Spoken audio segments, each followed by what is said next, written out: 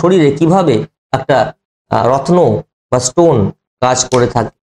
আমি মূলত বলি থাকি যে জেমস্টোন কখনোই আঙুলে পড়ার জন্য নয়। জেমস্টোন আমি সবসময় বাজুতে বা এই বাইসেপসের উপরে আমি পড়তে বলি এবং সেটা রেকমেন্ড করি। তার কারণটা কি?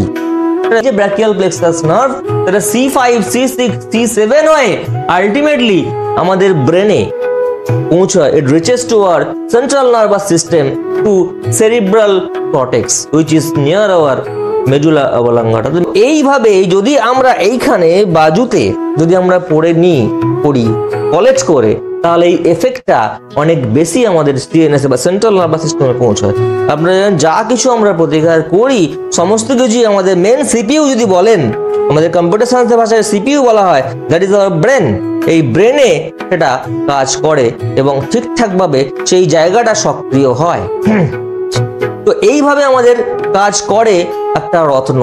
যখন আমরা এই আঙুলে পড়তে প্রেসক্রাইব করি, আঙুলকে মেডিকেলি বলা হয় ডিজিট। এই ডিজিটে কিন্তু অনেক স্মল সিগন্যাল পৌঁছায় ডিজিট থেকে, তাই ডিজিটে পড়াটা প্রেসক্রাইবড নয়।